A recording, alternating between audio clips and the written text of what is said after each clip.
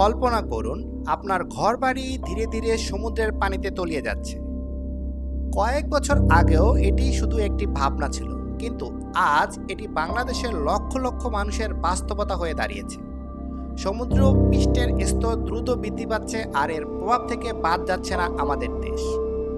আজকের ভিডিওতে আমরা জানব কিভাবে সমুদ্র পৃষ্ঠের স্তর বৃদ্ধি বাংলাদেশের উপকূলীয় এলাকা এবং জনজীবনকে হুমকির মুখে ফেলছে।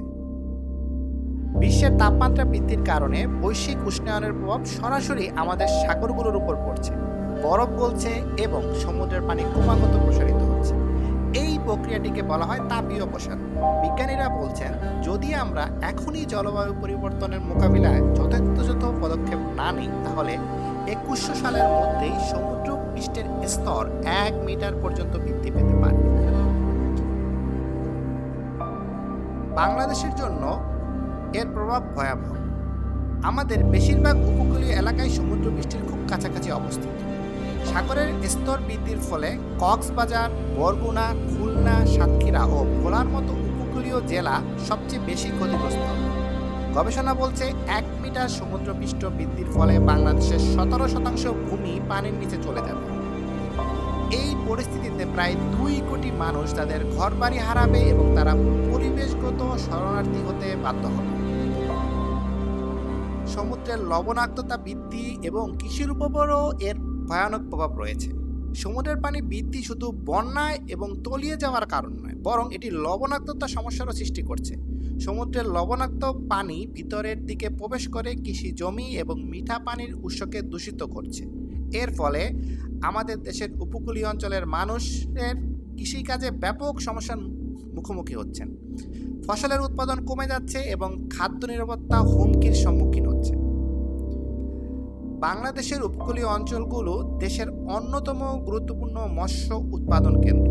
তবে সমুদ্র পৃষ্ঠের বৃদ্ধি এবং জলবায়ু পরিবর্তনের কারণে মৎস্যের প্রজনন স্থান ক্ষতিগ্রস্ত হচ্ছে।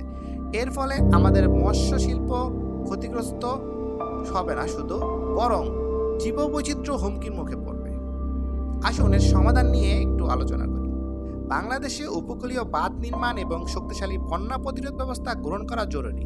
উন্নত অবকাঠামো দ্বারা আমরা অনেকাংশেই উপকূলীয় অঞ্চলে বন্যার ঝুঁকি কমাতে পারি। মানবসৃষ্ট কারণে আমাদের বনাঞ্চল ধ্বংস হচ্ছে। বিশেষ করে সুন্দরবনের মতো ম্যানগ্রোভ বন আমাদের উপকূলীয় এলাকাকে প্রাকৃতিকগতভাবে রক্ষা করে। তাই এসব বনাঞ্চল সংরক্ষণ করতে হবে এবং আরও বেশি বৃক্ষরোপণ করতে হবে। এছাড়াও আমাদের একার পক্ষে যা করা সম্ভব নয়। এই সংকট মোকাবেলায় আমাদেরকে উন্নত দেশগুলোর কাছেও সহযোগিতা চাইতে হবে। উন্নত দেশগুলোরই উচিত কার্বন নিরসন কমানো এবং জলবায়ু পরিবর্তন মোকাবেলায় আমাদের মতো ঝুঁকিপূর্ণ দেশগুলোকে আর্থিক ও প্রযুক্তিগত সহায়তা প্রদান করা। আমরা জানি সমুদ্র পৃষ্ঠের স্তর বৃদ্ধি আমাদের দেশের ভবিষ্যতের জন্য বড় হবে, কিন্তু সচেতনতা এবং সম্মিলিত প্রচেষ্টা এই বিপর্যয়ের ক্ষতি কমাতে পারে। এখনই সময় এগিয়ে আসা। আসুন আমরা সবাই মিলে বাংলাদেশের পরিবেশকে রক্ষা করি। যদি এই ভিডিওটি আপনার ভালো লাগে তাহলে লাইক দিন, আপনার মতামত কমেন্টে জানান এবং চ্যানেলটি সাবস্ক্রাইব করবেন প্লিজ।